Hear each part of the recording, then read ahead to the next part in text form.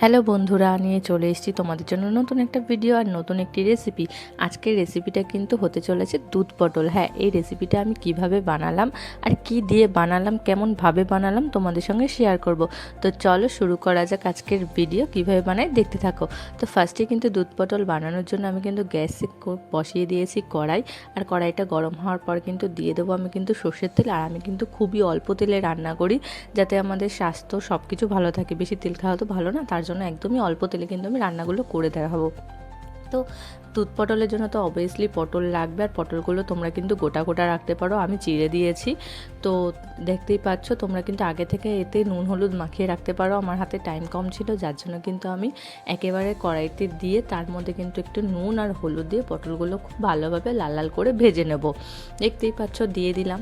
তো চলো দেখতে থাকো রেসিপিটা। এই রেসিপিটা কিন্তু খুবই কম মশলায় কিন্তু খুব টেস্টি একটি রেসিপি হতে চলেছে। তো একদমই স্কিপ করো না, দেখতে থাকো পুরো ভিডিওটা। আশা করি তোমাদের খুব ভালো লাগবে। তো দেখতে পাচ্ছ হাফ কিন্তু পটলটা আমার ভাজা ভাজা হয়ে গেছে। তার মধ্যে কিন্তু আমি একটা মশলা বানিয়ে নেব। নিয়ে নিলাম এখানে সাদা সর্ষে, 2 টুকরো কাঁচা লঙ্কা আর 2 টুকরো কিন্তু আদা আমি কেটে এখানে নিয়েছি। তার মধ্যে দিয়ে দেবো কিন্তু পোস্ত। আর পোস্ত দিয়ে কিন্তু এটা খুব ভালোভাবে আমি মিক্সারে বেটে নেব। তোমরাও কিন্তু নিতে পারো, আর সর্ষে কিন্তু অপশনাল, দিতেও পারো নাও দিতে পারো। তো আমার ভালো লাগে তাই আমি দিচ্ছি। তো এটা আমি বেটে নেবো এখন। তো দেখতেই পাচ্ছ ততক্ষণে কিন্তু আমার পটলগুলো কিন্তু ভাজা ভাজা প্রায় কমপ্লিট। আমি কিন্তু পটলগুলো এখন তুলে নিয়েছি। তার মধ্যে কিন্তু কড়াইতে আরও একটুখানি তেল আমি অ্যাড করে দিয়েছি। তার মধ্যে কিন্তু আমি ফোড়নের জন্য দিয়ে দিলাম একটু কাঁচা লঙ্কা আর কিন্তু কালো জিরে। তার মধ্যে কিন্তু ওই যে বেটে রাখা যে পোস্ত বাটাটা করলাম, সেটাই কিন্তু আমি এখন দিয়ে দিচ্ছি ফোড়নের পরে। তো তারপরে কিন্তু আমি এখানে একদম লো ফ্লেমে কিন্তু এটা আলতো আলতো করে ভেজে নেব। যেহেতু হাই ফ্লেম দেওয়া যাবে না, তাহলে কিন্তু পোস্ত যেহেতু একদমই মশলাটা কিন্তু পুড়ে যাবে, তার জন্য কিন্তু একদমই লো ফ্লেম দিয়ে রাখবে। তারপরে কিন্তু আমি এখানে একে একে অ্যাড করে দেবো হলুদ গুঁড়ো এবং কিন্তু দিয়ে দেবো স্বাদ মতো নুন।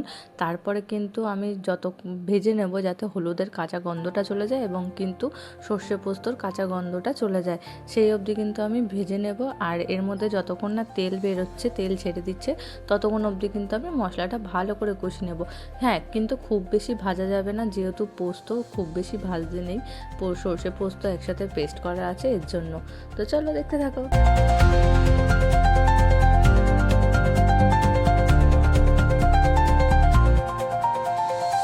দেখতেই পাচ্ছ এর মধ্যে কিন্তু তেল ছেড়ে দিয়েছে। আর আমি কিন্তু ওই মিক্সিটা ধুয়ে যে জলটা ছিল ওটা কিন্তু দিয়ে দিলাম, যাতে এটা পুড়ে না যায়, মশলাটা ভালোভাবে আরও সুন্দরভাবে ভাজা যায়। তার জন্য তোমরাও কিন্তু একটুখানি জল অ্যাড করতে পারো।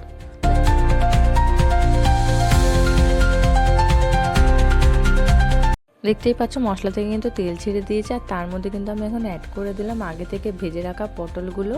আর যাতে পটলগুলো খুব সুন্দর কিন্তু বয়েল হয়ে যায়, হাফ কিন্তু বয়েল হয়ে গেছে ভাজাতে। আর বাদ বাকি কিন্তু আমি একটু মশলার সঙ্গে ভালোভাবে পটলগুলোকে মিশিয়ে নেবো, যাতে কিন্তু পটলগুলো খেতেও খুব টেস্টি হয়, একদমই জলসা জলসা না লাগে তার জন্য। তো দেখতেই পাচ্ছ আমি কীভাবে মিশিয়ে নিচ্ছি। তোমরাও কিন্তু এইভাবে কিন্তু একদমই লো ফ্লেম করে মিডিয়াম ফ্লেমে কিন্তু তোমরা আস্তে আস্তে করে এইভাবে কিন্তু ভেজে নিতে পারো। আর দেখতেই পাচ্ছ বেশ সুন্দর কিন্তু একটা কালারও চলে এসছে। আর যেহেতু এটা দুধ পটল, আমি কিন্তু দুধ দেবো, তার জন্য কিন্তু একদমই আমি বেশি হলুদ দিইনি বা কোনো কাশ্মীরি লঙ্কার গুঁড়ো দিইনি। তোমরা কিন্তু চাইলে অ্যাড করতে পারো, তাহলে কিন্তু সেটা তো খুব সুন্দর একটা কালার আসে। তো তারপরে দেখতে পাচ্ছ এটা কিন্তু ভাজা ভাজা হয়ে একদমই শুকিয়ে গেছে। তারপরে কিন্তু আমি এখানে অ্যাড করে দিলাম পরিমাণ মতো দুধ। তোমরা যতটা কিন্তু গ্রেভি করবে ততটাই কিন্তু দুধ দেবে। আর এটা কিন্তু একদমই জল দেওয়া চলবে না, আমি কিন্তু একদমই জল দিইনি। দেখতে পাচ্ছ আমি কিন্তু পুরোটাই দুধ অ্যাড করেছি।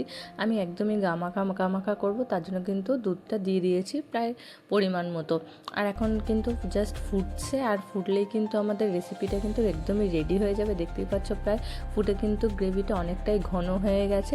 আমার কিন্তু একদমই রেডি হয়ে গেছে দুধ পটল। আর তোমরা কিন্তু দেওয়ার আগে একটুখানি দিয়ে দিতে পারো চিনি মিষ্টির জন্য, তাতে কিন্তু রেসিপিটা খুব ভালো হয়। তো রেসিপিটা তোমাদের সঙ্গে শেয়ার করলাম একদমই সিম্পল কম উপকরণ দিয়ে।